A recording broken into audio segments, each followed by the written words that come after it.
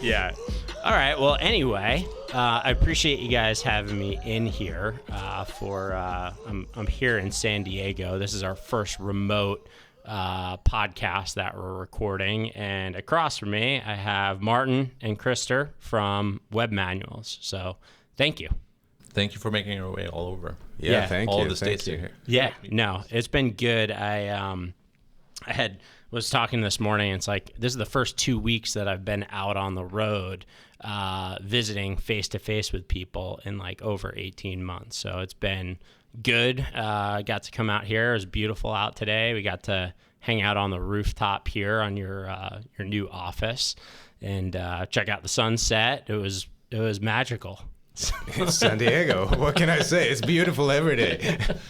Well, I think next time we gotta invite you over to Sweden so you can see the alternative reality. In November. But yeah, thanks for having me out. I appreciate it. I think we hopefully we haven't talked ourselves too much into being tired here, because we've been talking for the last few hours here. So hopefully we have something left to talk about. But why don't we just start with a quick intro to who you guys are, and then maybe you could give me a little bit of a rundown on Web Manuals and what you guys do. Sure. So yeah, Martin Lidgard, founder and CEO of Web Manuals. Background in having started up and run two IT companies in Sweden before pivoting the second one into essentially Web Manuals as a company in 2012. Okay. Krister Genmark, VP of Sales Web Manuals, as well as Director of Operations for the team here in San Diego. Background in the aviation industry. Over the last 25 years, mostly on the ground services of different types. Met Martin about 10 years ago, trying to convince me to go for the predecessor of Web Manuals, I would say. Didn't end up going that way, but 5 years later, I'm working for him. So, okay. And now I've been here for 5 years with Web Manuals, and it's been super exciting. Okay. Well, cool.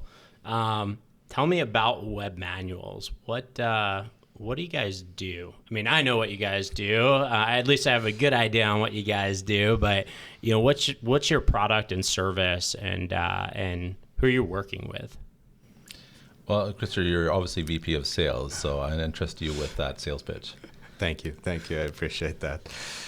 Well, we talked about this earlier, right? How hard it is sometimes to explain what we actually do. Mm-hmm. What I tend to do in my sales presentations is to keep it very simple and say that we bring your manuals into a digital environment. And the PDF and Word is not digital in our world. So we simplify that process of taking it from writing your manuals to make sure they're compliant, to review and approve, and then finally send them out there to the pilots so they can read them on the iPads and other digital platforms. Okay. And so when you say manuals, what types of manuals are typically found in Web Manuals? Well, that might be a part of the confusion, right? It could be any type of content, really. Okay. It could be a flight operations manual. It could be a safety bulletin. It could be maintenance manuals, and really any type of document or content. Okay. And what types of operations are utilizing Web Manuals today? Big spread. There's airlines.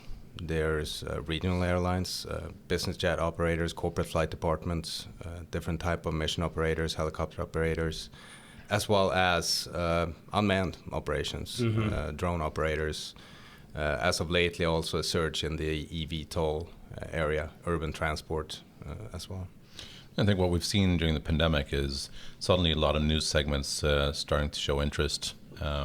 We've been adding airports, ground service providers, national authorities, air traffic control. So, I mean, the exciting part about aviation is that everyone is working together to make this concept possible, and everyone has a stake in the safety of aviation.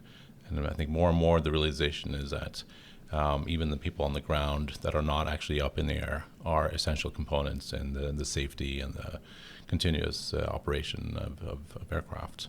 So and this is what we've been seeing during the pandemic. There's been suddenly a surge in all these businesses showing interest and signing up and being super happy with the outcome. Sure. And so, one of the things that I've seen along, especially in the last 10 years here, and now it's more evident than ever, is that if you're from the outside looking in, you would typically say that aviation is a super high tech industry. And when you look at the equipment, it typically is. But when you look at a lot of the support infrastructure and everything that is in place to keep these operations going and keep the aircraft up and running, it's in a lot of ways it's pretty outdated. And so I've had experience in editing manuals and creating helping operators with like general maintenance manuals. I also used to write and revise MEL documents, which was I never want to go back to that personally. Yeah. Not for me. But you guys are bringing a modern cloud-based solution to managing these, the creation and revisions to these manuals. And so, what does that look like for a customer in comparison to what are they using today, or what were they using a few years ago, and what's that transition look like to what their life is like today on your platform? I think the challenge here is that the pain in writing and managing manuals and compliance and sharing that knowledge is a pain that is distributed both between a lot of people and over time. That it's something that adds up. I normally talk about sort of death by 1,000 cuts. Mm-hmm. It's really 1,000 small problems that seem to be disparate, and they're all sort of adding their little headache. But it might be difficult to sort of make a sum total of that makes sense. Oh wow, there should be a tool for this, because you're trying to address, minute problems of, managing the structure of your Word documents and managing pagination and managing lists of effective pages and revision bars and dating, and it's just ridiculous stuff that just doesn't work out of the box in Word. It's really, really complicated, and you spend just a silly amount of time on things that don't relate to the knowledge that you're actually trying to share to the organization to ensure that they're safe and compliant and hopefully also effective, so you can run that business with some success. So I think the challenge is that there's not one massive problem that we're solving. It's really a lot of small ones that tie together into what's a very broken process for knowledge sharing and managing, from the source of regulations and standards into a way of working that makes sense for the company, and then ensuring that people actually understand and execute according to that.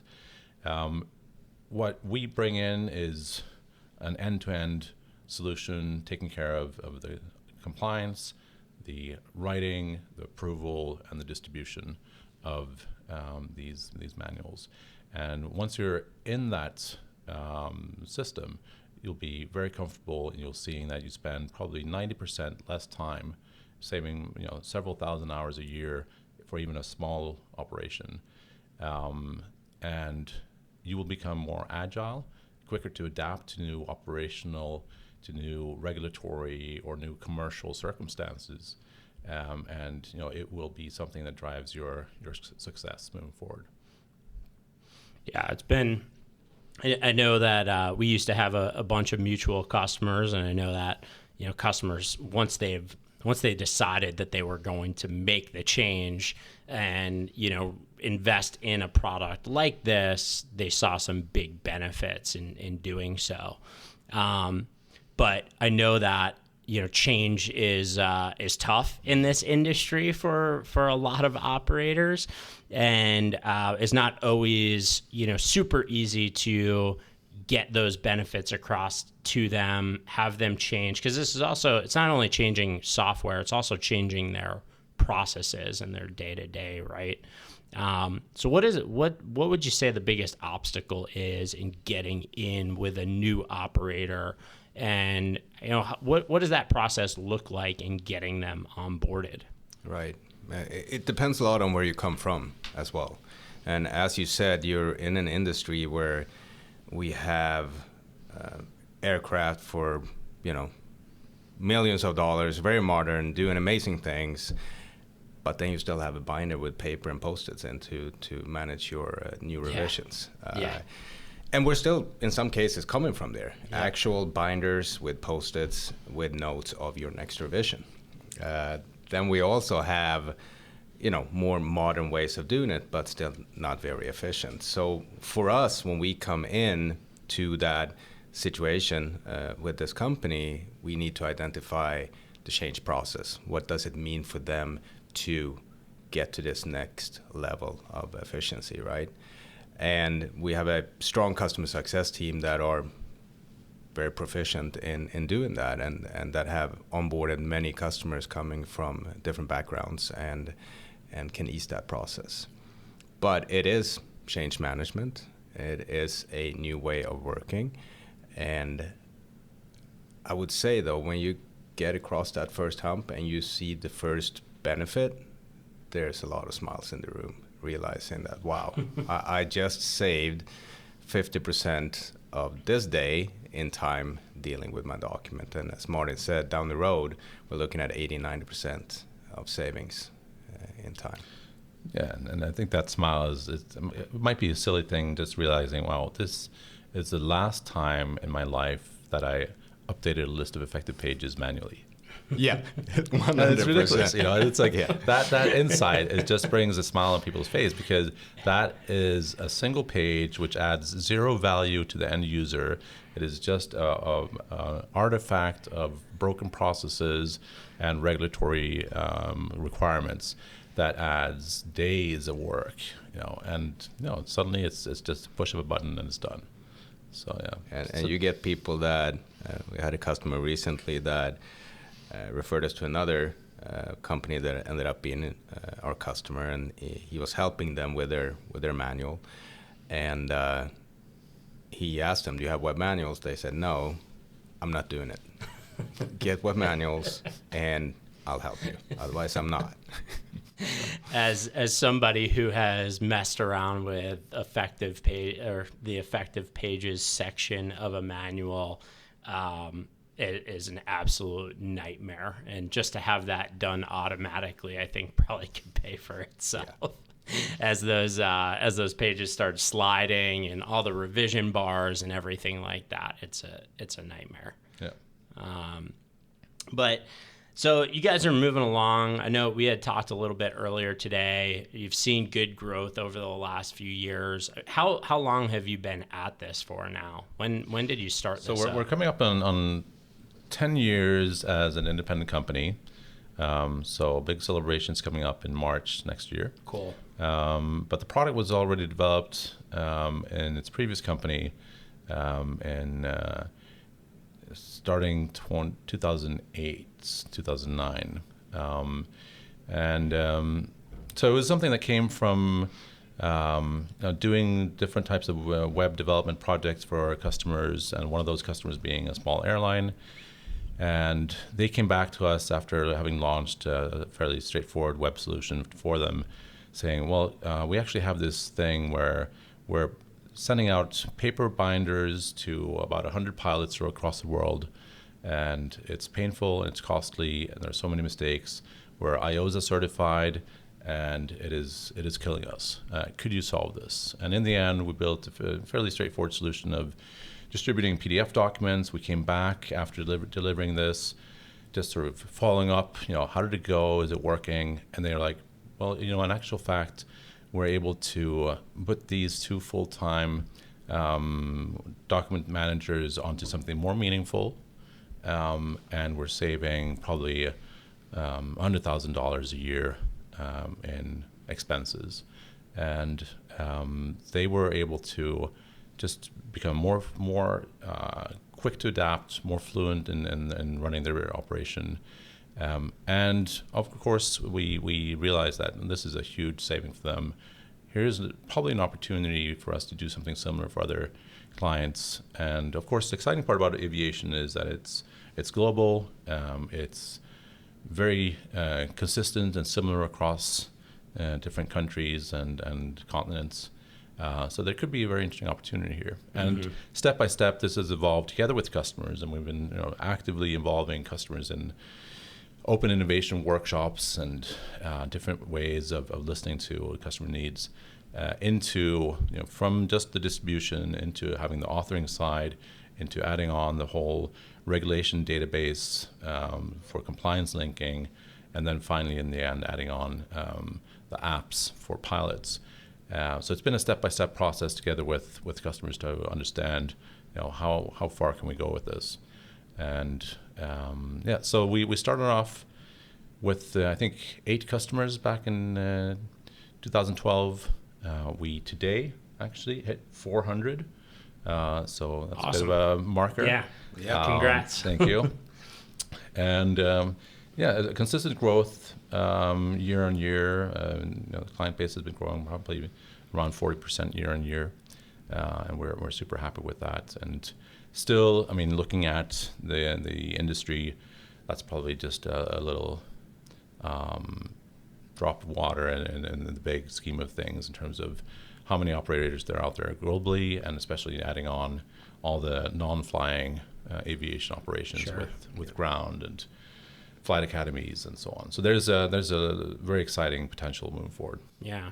So you've been able to grow the company had pretty solid growth over the last few years. And one of the things that I wanted to ask you about was, as a smaller company, how has it been in running multinational operations? Because you have a good chunk of your team over in Sweden. You have this awesome new office here in San Diego. I know you've been in San Diego for a bit, but we're in a new, upgraded, larger office here, and I think you recently opened up operations in Singapore, yeah. right? And so, what's that been like for you? And what have been the cool things about it? Maybe what have been some of the obstacles in having everybody kind of spread out?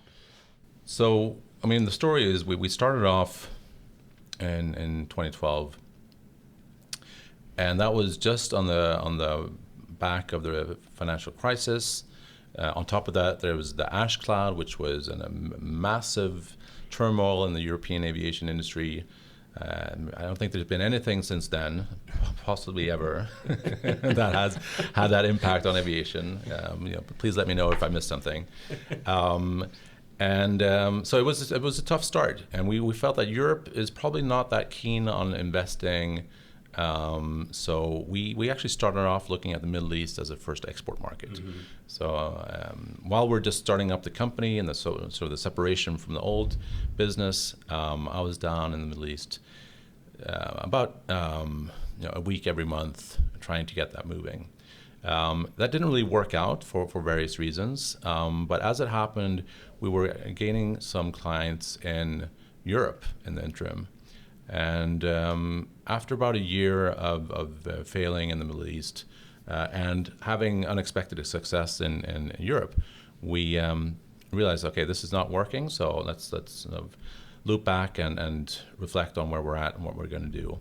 And at that point, the realization was, well, we're Swedish, so we're in the outskirts of Europe, but working with European operators felt like very much sort of home turf, and we needed to challenge ourselves. We had very high ambitions, so we decided to start up the U.S. entity already after 2 years of operation. But it was just sort of the company, and we were able to gain our first 10 customers in North America during the following 2 years, I think.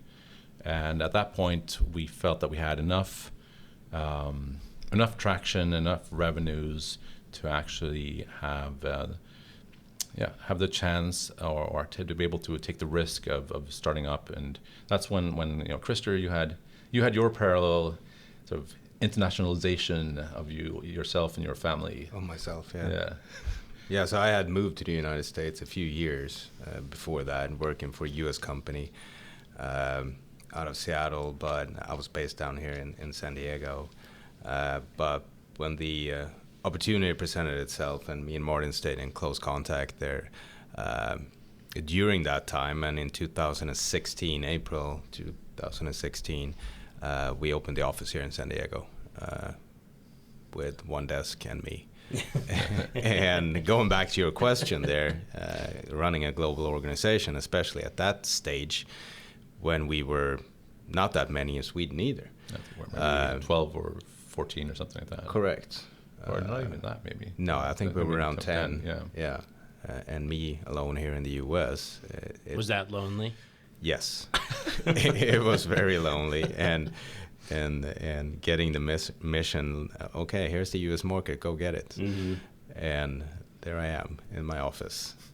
But as my experience been here in the U.S. since I moved there's a lot of open doors, mm-hmm. and it's been an amazing experience. And even so in the aviation industry, maybe even more. So many friends and so many people have helped me during especially those first years. Mm-hmm. And then I had the Swedish team always backing me up, not more than a phone call away. So I think that, to answer that question, that goes back to communication and feeling like you're a part of the team, even though you're 9 hours time difference and thousands of miles away. Same goes now for Singapore. We got to be there for the team over there at all times, because it is lonely in the beginning. Yeah. Now I've seen, over the years, I've seen that real remote type, remote office out there with one or two people, and they don't always make it because of that, that loneliness and the breaking communication, and they don't necessarily get the right exposure to, the customer service aspect of things, the technology aspect of things. And so it's pretty cool to see, you started out as a one-man show here and have been able to really create a solid foundation here in the States with, I think, over 100 customers, you were saying earlier in this space. And what we also have always been really good at, I would claim, is to have written processes for what we do. Yeah. So we have manuals ourselves. Yeah. So you sit there and you're like, okay, what do I do now? Well, it's right there. Yeah. Do you use web manuals internally? Yes, sir. Well, if we weren't, I wouldn't admit to it. So. No, of course. No, so I mean, it's been, and also from from my perspective, as running the company from Sweden, it's been a big bet on Krister. A lot of pressure on him to deliver, and because it's not just a matter of investing money and then make something happen, go get these big wins, but it's the business is so intertwined. Even though we have 3 regional offices in the States, Europe, and Asia, we're all very interdependent in terms of helping each other, in terms of supporting each other through different tough stages. But also financially, it's been a big bet for the company to get started here and to start hiring more people as well. We've chosen in these times, and a fairly unusual and at times difficult path, which is to be self-funded and to grow with profitability and to not take on external funding. And that exposes you to a lot of risk when you're trying to grow at this pace and to make these big bets on being able to grow internationally. So it's been I know there's been a lot of pressure on Krister to actually deliver in the end, and and here we are. I mean, we just we're this week where we had 2 new team members joining, and I think we're closing another recruitment by the end of this week. Yep. For the San Diego office. So there's a lot of progress right now, and it's very, very exciting. And at the same time, the Swedish office has grown to about 30 people. and we launched in Singapore in September with 2 Swedish team members traveling down there. So there's it's interesting, and it's something where we're trying to design our own success and make sure that we are creating ways of sharing these insights within the team. We're very ambitious when it comes to documenting our processes, and obviously using our own tool to make sure that we can easily adapt them over time as well. But at the same time, we want to make allowance for the fact that the Swedish team is obviously the biggest team. The U.S. team is sort of one step behind in size, and now just obviously with a very small team down there, we want to make sure that we don't miss out on the fact that we have different cultures and we have different conditions that impact how we work and what are the means of achieving success in each office. And I think one of the things we did just actually last week was you taking on the new role of global VP sales. So Krister will be working with the regional sales managers to support them and driving their growth with their own local teams. But that's very much a global perspective. Mm-hmm. And I think we've sort of built that into several ways of how we operate, in terms of support and customer success and so on. And now even more so with sales, to make sure that we're able to learn from each other, we're able to allow for the local adaptions needed, mm-hmm. If it's size or if it's culture or whatever it might be. But still we want to have that global perspective. And that puts quite a bit of demand. I mean, you and I and actually the whole San Diego team met at the office 6:30 in the morning today to do a monthly meeting with both the Swedish team and the Singapore team. So we had a global meeting, and that's it was a fairly comfortable time for the Swedish team. So 3:30 in the afternoon, so that wasn't too bad. I know there's some people that want to go home by 4 at least. So. But it was definitely late at night for the Singapore team. So, regardless of how you do that, there's always going to be someone that takes a bit of a toll in terms of the hour of the day. Yeah, sure. And you got to be mindful of that. So we got to, move things around a little bit. The management team, we sort of shift once in a while. We shift the hours to make sure that it's not always 6 o'clock in the morning for Krister, or it's not always late night for someone else. Yeah, well, that's cool. I know, for the few hours that I was here today, it seems like there's a great culture among the team here, and it seems like everybody's pretty focused on, a few of the core, aspects of the business. I know we had talked about some of the growth, and you guys have a pretty aggressive, I think, hiring plan for this upcoming year. How are you looking at the company culture and attracting new talent? Because right now, everybody I talk to, hiring is a problem for them.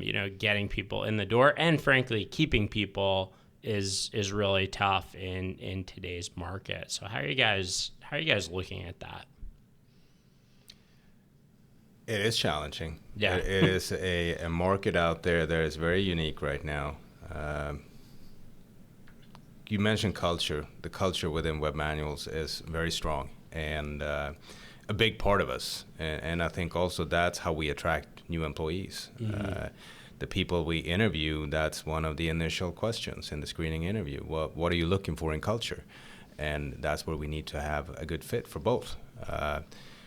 To come in here and be a part of the family, because it really is. As you saw today, there's and a lot of these team members you saw today, they haven't been here that long, but they come in and become a part of this, tight team. So culture, ownership, and a will to grow in many different ways. And I think not knowing that everyone is having that experience now on the job market, but there is a new way of looking at what you're doing at work, right? And you want to be a part of something that is more important than just going to work and do what you're supposed to do. and people are looking at growth in a different way. It's not necessarily just a career, but as I said, being a part of something, Sure. feeling that you are in an environment where you can thrive and grow as a person. I think. I mean, this is something. I mean, we had the advantage of us, the original founding team. We had been through a couple of different startups before then. We made plenty of mistakes back then, and we tried to do things as much as possible, in the way that it should be done, with defining the foundations of the culture at the get-go, and then defining our core values, and really working through that. And every company has core values, but it comes down to the mix and trying to understand how we're going to implement this on a day-to-day basis, and that's the difficult part. And I think what a realization that I've come to have is that in terms of shaping your culture, you only really get one shot when it comes to ensuring that you continue along the lines of building the culture that you're intending to build, and that is really at the recruitment. You can find great people that will absolutely not fit in your culture, and I think that having a very clear understanding of what you're looking in team members, it doesn't mean that everyone is the same. We have a very diverse team. I mean, we're probably well over 20 nationalities together, speaking well over 25 languages. So it's a super international team, and all walks of life and origins and so on. But we sort of center on the core values of leadership, enthusiasm, and responsibility. And on top of that, at least what I'm looking for specifically, and in terms of my last, I'm part of the recruitment process, one of the last steps in the recruitment process. I'm looking for people that have a great awareness of who they are and what they're looking for. So a great awareness of self, their mistakes, their reflections around their shortcomings and so on, and with a super strong drive. If they're ambitious, they want to achieve things. If you combine these things, you can go very, very far. And it's something that I think we've seen is that by being very meticulous around choosing who joins a team, we are able to get the right people on board. It means that culture sort of comes out of the box with getting the right people on board. And then you can hone that in, you can refine it, you can sort of promote it, but you can't really reconstruct it. Mm-hmm. So you can always focus on let's bring core values into day-to-day conversations. Let's see how we can bring that into performance management and personal development or leadership development. I mean, we can refine this, but we're stuck with the people we have in a certain sense. I mean, if you start off with the wrong people, if you're not able to bring the right people on board, you're never going to be able to change people around to be someone else. So it really starts off with getting the recruitment part right. And in order for that to work, you have to have an offer that attracts people of the kind that you want to bring on board. So it's really a quite complex thing when you think about it in terms of, how can we present to potential team members something that they will be inspired by and that they feel will be something that gives them fulfillment and a sense of purpose. And for that, I mean, we built a pretty comprehensive package. And I think, once again, going back to the fact that we've chosen not to take on board an external capital means that we're able to set the pace, set the ambition, and adapt when needed. And we're not forced into building a company to accommodate shareholder interests on the short-term basis. We're able to focus on building the company that we want to build for the coming 10 or 15 years at least. That, some of the components that we built into this are our 1, 2, 3 Forward social impact program, where 1% of employee time, so that's two days a year, they're expected to work and engage in the local community, helping people of lesser means or in exposed situations to find their foot in society. We have the two is that 2% of our licensed revenue is available as discounts to not-for-profit organizations within aviation that could benefit from using the web manual software, and they get access to this with significant discounts. We're also building in a scholarship program within that same concept. And then the three is that 3% of the shares of the company are owned by the Web Manuals Foundation. And the foundation is led by team members, and it's financed by the payout of dividends and other contributions from the company. And it aims to help young women in developing countries get access to education and opportunities for entrepreneurship, to have a sustainable impact on their local communities, and be able to sort of drive progress and development in the most remote communities you can imagine. And I think that's sort of a component in what we're able to do if you look at this from a more holistic perspective in terms of how do we attract people with that type of heart and that type of mentality that we think will be great for building this particular company. So so that's a great answer. It is. It's a long one. It's a long one, but it's something where it's not necessarily what comes to mind. At first, oftentimes it's like, well, we need to compensate people immensely well, and yes, you need to, but there has to be. I think more and more people are looking for a broader perspective on what they do in life, and I think even the pandemic has accentuated that.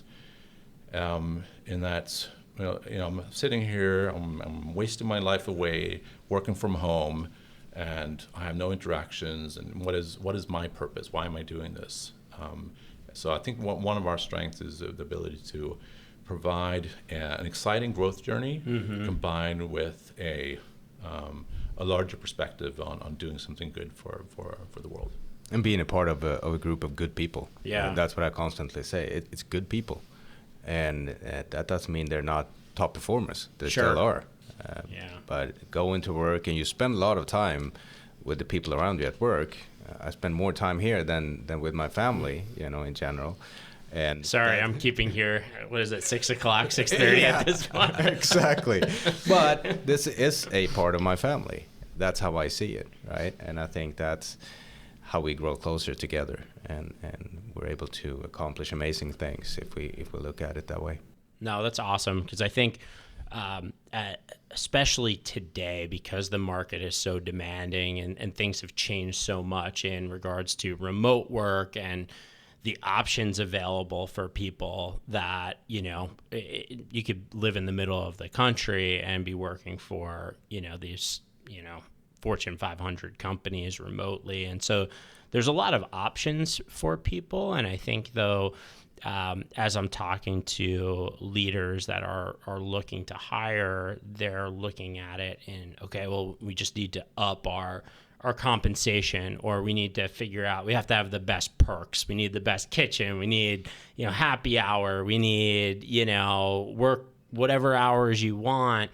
And I think and listen, those things have a place, but I think in some ways, if you're just looking at those things as these kind of perks or carrots to attract people, ultimately they're going to leave at some point. You're not going to attract the right people by just kind of dangling things in front of them that look appealing. You still need, which I really enjoyed about your answer, is that the culture is not about all of like the fun things and the nice office. And these are all great things, which I think help, but it's really about attracting a group of people that all have that drive, that ambition, that want to do something more, that want to be part of something bigger. So that's really cool. I mean, and the perks and the fun parts of it is a result of the culture, right? That's what happens when we are a good group of people. For sure. And I think also we're more and more realizing that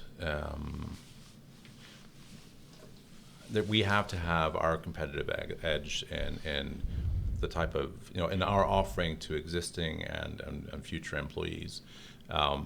And that unique selling point in that sense, it has to be unique, and for that it has to be something that's difficult to copy and replicate.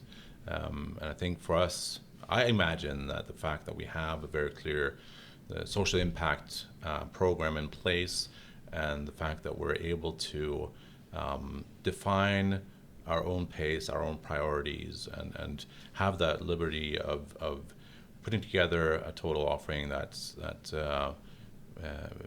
has a larger purpose in play.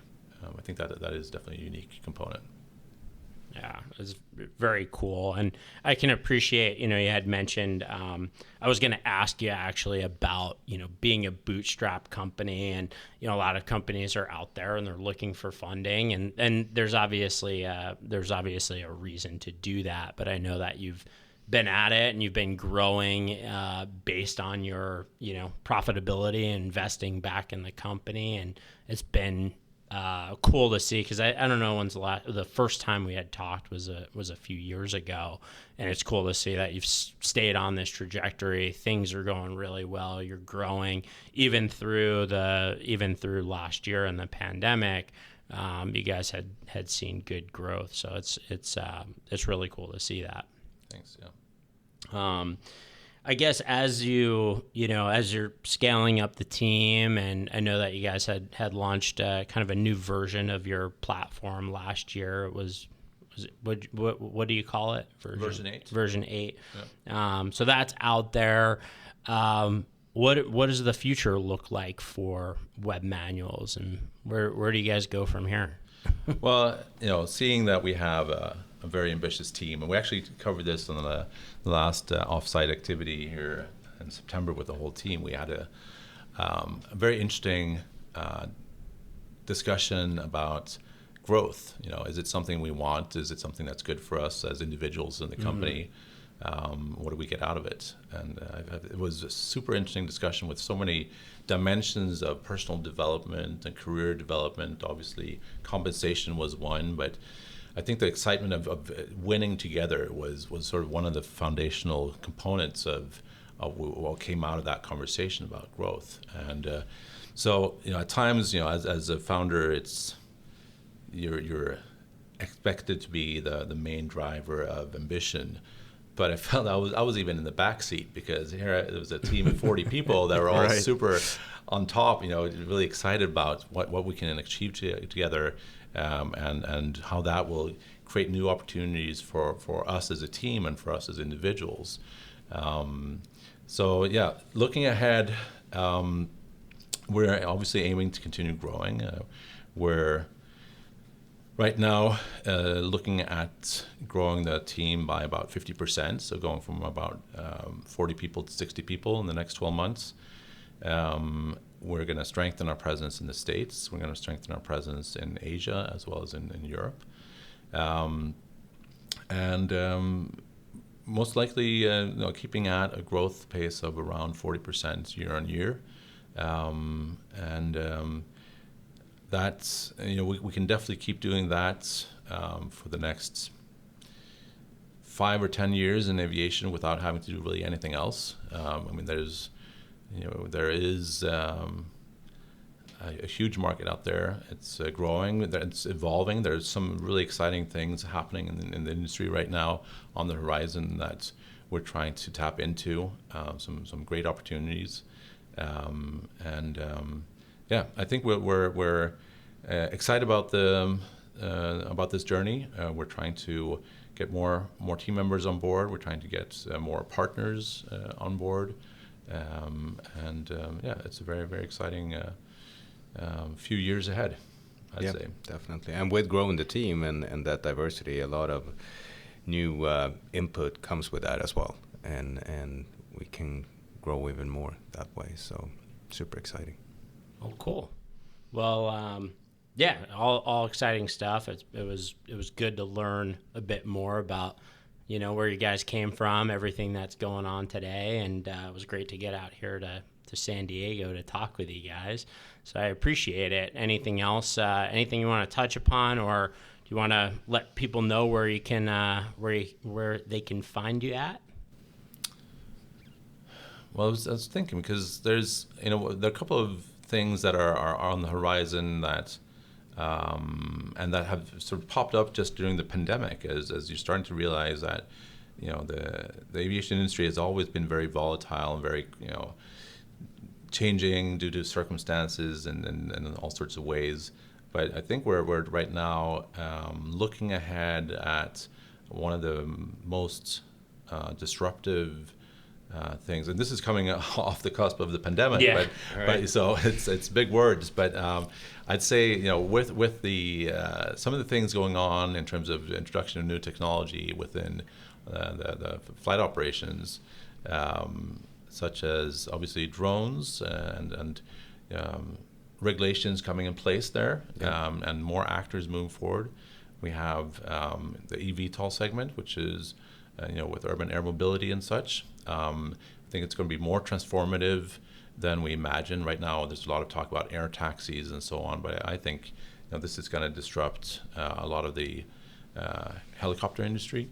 There's no reason why an electric rotor aircraft wouldn't be able to be a better option than a turbine helicopter in many circumstances. So that's a very interesting thing happening. And I'd say even looking at how the battery technology is starting to enable regional aircraft operations, of 3 to 4 hours. I think that's going to be very transformative for this industry, and the impact of a lower manufacturing cost, operational cost, and maintenance cost is going to be immense. That impact on operational cost as a whole, and of course then pricing, and then suddenly opening up new market opportunities. And all the same, while doing this, we're looking at something that's going to be eliminating a massive amount of climate impact, which I would say is one of the biggest threats to the industry right now. And suddenly we have, while this is a massive problem, and we have the Glasgow summit just last week, we have at the same time technology being an enabler for transforming the industry into something that will be, I think it will have a net positive impact on rather than a negative impact. If you look at electric aviation being able to reduce travel by cars, or the need to increase capacity on roads and railways and so on. And I think there's some really interesting aspects that we can just imagine right now. But so that's there's definitely a lot happening in the industry, and not all of these things have a direct impact on us, but I think some of them might open up massive opportunities and potentially also massive threats. But right now, what we've seen during the pandemic is a surge in demand from eVTOL operators and manufacturers, as well as quite a few drone operators starting to use web manuals to see the benefits of that. So we're very excited to be sort of right in the mix of all these things that are evolving. New technology, but also the existing market evolving in business aviation, for example, where we've seen a huge surge we're seeing a different type of business traveler, and seeing the business aviation companies growing immensely, and at the same time, within a near time frame, we'll see requirements increasing for the business jet operators, and how they can cope with that with more efficient and modern solutions. Yeah. So that's also. Well, I think you're in an interesting position here, because as in aviation as we look at it today, I think that there's as we start seeing a new generation come in, as we start to see operations changing, there's obviously a hunger for new technology and really making the processes inside of these operations as efficient as possible. So, software solutions that have a modern cloud-based, you can access it anywhere. It's real time. I think these, companies that are in this position, I think things are going to, you're in a good spot to grow over the next few years. And then, with the new technology that's coming into play, I think everybody's really focused on obviously the equipment, right, and the aircraft and all of the capabilities there. But as the equipment comes and actually becomes a reality, then we're going to really need to start thinking about the infrastructure and the support structure that goes in making that possible, because it's not all about the equipment. Right. Greg, it seems like you're actually quite adept in this concept of sales, and we're currently hiring a junior sales position. So I think if I understand things correctly, you're currently not employed anywhere. So self-employed is a better that conversation. Yeah, I'll make a couple cold calls for you guys. But it's definitely a really interesting place to be. I was at the corporate jet investor event in Miami last week, and there's obviously talk about urban air mobility. Some of the stuff that Embraer is taking on is really cool. There's also a lot of talk about sustainable aviation fuel, which I was talking to somebody the other day. I was like, going back 2-3 years, just nobody was talking about this stuff, and it's obviously like there's a wave of change that's coming in some of these areas within the industry, and we'll see where it all goes. I think nobody would have thought that we'd be where we're at today, and so I've been saying we're still at least 5 to 10 years out on some of these things, but maybe not. Maybe it's coming sooner than we all think.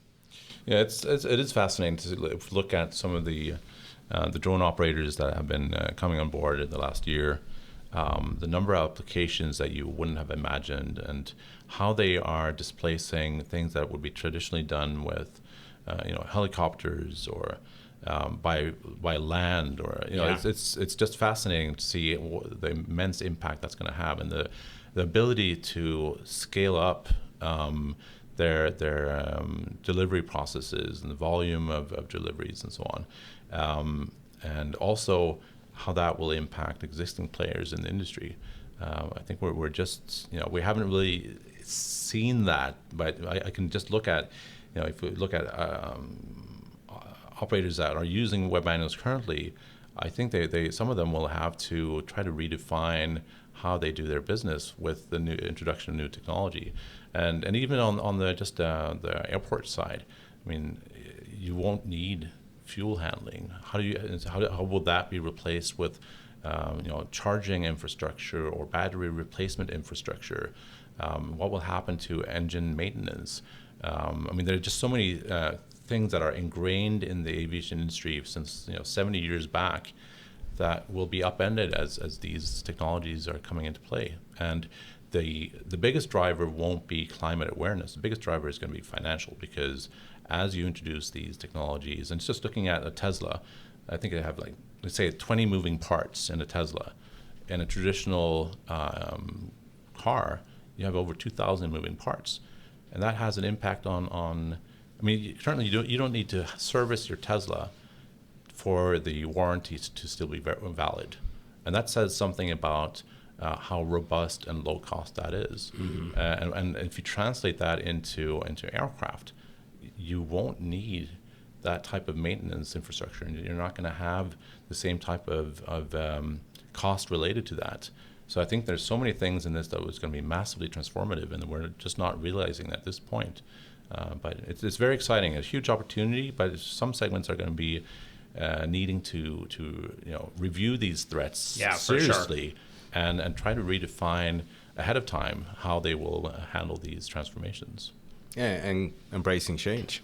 Otherwise, you're going to be left behind. That's always the fact, right? But now more than ever, because it happens fast too. It happens much faster than it used to. So coming in then to the final sales pitch of Web Manuals, as you are looking at these astonishing changes around the corner, you just want to make sure that you're set to be able to adapt very quickly to these changes. Correct. And that's what we can offer. So that's the final sales pitch. Awesome. And, everybody can find you, I'm assuming, on your website, webmanuals.arrow, and on LinkedIn, Web Manuals. That's Yeah. it. Yeah, and on LinkedIn, both me and Martin, we're there. Yeah. Please reach out, whether you are looking to modernize what you're doing or working at a great place. Yeah, Reach out. looking to work with us or for us. Exactly. Or, yeah. So, Perfect. Well, that's what it's all about. I appreciate you hosting me today and taking a couple hours out of the day to talk. And great to see everything that's going on. And we'll do it again. Thank you. And Awesome. Thanks for the opportunity to participate in your podcast. Yeah, Very cool. of course. Greg. Appreciate it. Yeah, thanks, guys. Bye.